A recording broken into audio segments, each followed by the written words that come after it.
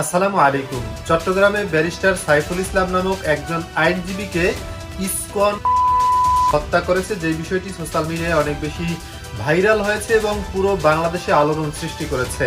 দর্শক, আজকে কথা বলবো ব্যারিস্টার সাইফুল ইসলামকে কেন হত্যা করেছে ইসকন, সাথে সাথে ইসকন বাংলাদেশে কি ধরনের অস্থিতিশীলতা তৈরি করতে যাচ্ছে এবং ইসকনের মূলত মিশনটা আসলে কি, সেই বিষয়গুলোই আজকের ভিডিওতে আপনাদের সাথে ক্লিয়ার করার চেষ্টা করব এবং আপনাদেরকে একটি ধারণা দেওয়ার চেষ্টা করব, যেটি আপনারা যদি ভালো করে খেয়াল করে শুনেন তাহলেই বুঝতে পারবেন ইসকন কত বড় গভীর ষড়যন্ত্র করছে আমাদের এই দেশকে নিয়ে। প্রথমেই আসা যাক সাইফুল ইসলাম আলিফ নামক এই আইনজীবীকে ইসকন কেন হত্যা করেছে।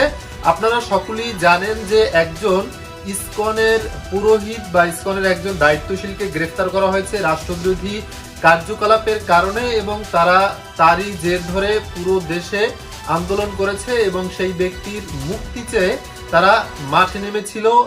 এবং যেই আইনজীবী অর্থাৎ সাইফুল ইসলাম আলিফকে হত্যা করেছে তিনি ছিলেন নও-মুসলিমদের একজন আইনজীবী। আর ইসকন হলো ভারতীয় হিন্দুত্বতাবাদীদের একটি সংগঠন এবং তারা সবসময় বিভিন্ন দেশে তাদের একটি অঙ্গ সংগঠন খুলে সেখানকার মানুষদেরকে তারা অস্থিতিশীল করে রাখে এবং সেই দেশের পরিবেশকে তারা অস্থিতিশীল করার চেষ্টা করে এবং সে দেশের যে সাধারণ হিন্দুরা রয়েছে তাদের অধিকার তারা সবসময় খর্ব করে থাকে। বিশেষ করে বাংলাদেশের বেশ কয়েকটি সাধারণ হিন্দুদের মন্দির দখল করে ভারতীয় এই হিন্দুত্ববাদী সংগঠন ইসকন তারা সেখানে তাদের ঘাঁটি গেড়েছে এবং বিভিন্ন সময় তারা সাধারণ হিন্দুদেরকে জুলুম নির্যাতন করেছে, যার প্রমাণ পাওয়া গেছে ইতিপূর্বেই বহুবার। ঢাকার স্বামীবাগে যেই মসজিদটিতে বর্তমানে হিন্দুত্ববাদী সংগঠন ইসকনের মূল কেন্দ্র, সেই মন্দিরটিও সাধারণ হিন্দুদের থেকে দখল করা হয়েছে। আপনাদের অবগতির জন্য বলে রাখি, সাধারণ হিন্দু আর হিন্দুত্ববাদ দুটি সম্পূর্ণই ভিন্ন। ভারতের বর্তমান ক্ষমতাসীন দল বিজেপি তারা একটি হিন্দুত্ববাদী দল। তারা সবসময় চায় পুরো দেশকে বা পুরো বিশ্বকে একটি হিন্দুত্ববাদী বিশ্ব গড়ে তোলার জন্য, এবং যে দেশই তারা ঘাঁটি গাড়তে পারে সে দেশকেই তারা একটি হিন্দুত্ববাদী দেশ করার চেষ্টা করে এবং সংখ্যালঘুরা সে দেশে অনিরাপদ এরকম একটি ধারণা থেকে বা এরকম একটি ভ্রান্তি প্রোপাগান্ডা তারা ছড়িয়ে দিয়ে সাধারণ মানুষের উপরে তারা বিভিন্ন ধরনের পাশবিকতার স্টিম রোলার চালায় এবং ভারতের দৃষ্টি আকর্ষণ করার চেষ্টা করে।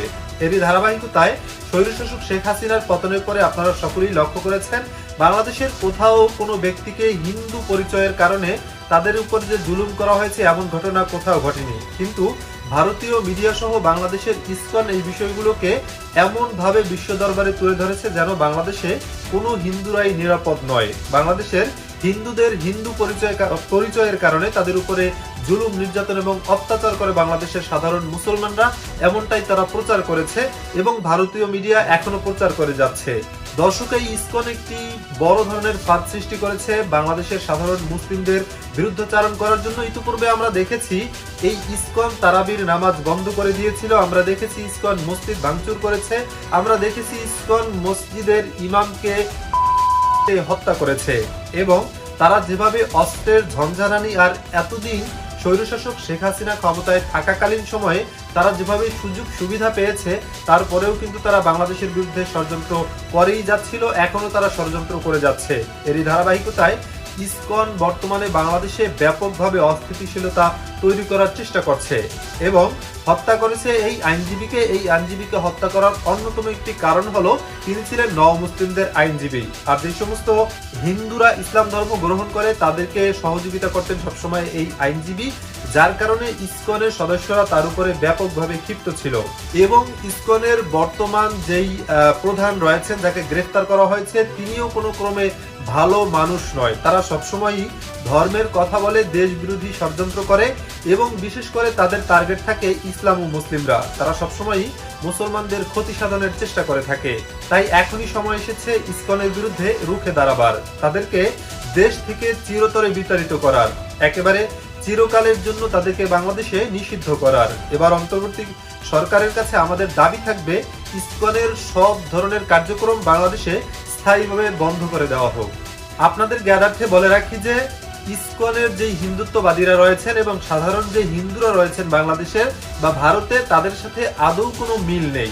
তাদের ধর্ম বিশ্বাসের ক্ষেত্রে যদিও এক, কিন্তু তারা রাজনৈতিকভাবে এবং অনেকটা বিশ্বাসগতভাবে তাদের ভিতরে ব্যাপক বিরোধ রয়েছে। যার কারণে দেখবেন যারা হিন্দুত্ববাদী তাদের সাথে হিন্দুদের একটি ভিন্ন মত আছে এবং তাদের সাথে একটি দ্বৈরথ দেখা যায় সবসময়। যার কারণে সাধারণ হিন্দুদের মন্দিরগুলো দখল করে বর্তমানে ইসকন মন্দির করছে বাংলাদেশের এই হিন্দুত্ববাদী সংগঠনটি। তাদের মূল কেন্দ্র হলো ভারতে এবং ভারতের কথাই তারা পরিচালিত হয়। চিন্ময় নামক তাদের যেই ধর্মগুরুকে ধরা হয়েছে তিনি কিন্তু প্রশাসনের লোকদের কাছে এটাই স্বীকার করেছেন যে ভারতের হয়েই তিনি কাজ করেন এবং ভারতের যেই কূট চক্র রয়েছে সেটাকে তিনি বাস্তবায়িত করার চেষ্টা করে থাকেন বাংলাদেশে। দর্শক, এবার সময় এসেছে ইসকনের বিরুদ্ধে রুখে দাঁড়াবার। আপনারা প্রত্যেকের মতো ইসকনের বিরুদ্ধে রুখে দাঁড়াবেন ইনশাআল্লাহ, এই আশা ব্যক্ত রেখে এবারের মতো এখানে বিদায় নিচ্ছি। শীঘ্রই দেখা হয়ে যাবে নতুন কোনো ভিডিও নিয়ে। ভিডিও ভালো লাগলে চ্যানেলটি সাবস্ক্রাইব করে রাখতে পারেন, ফলো করে রাখতে পারেন আমাদের ফেসবুক পেজ।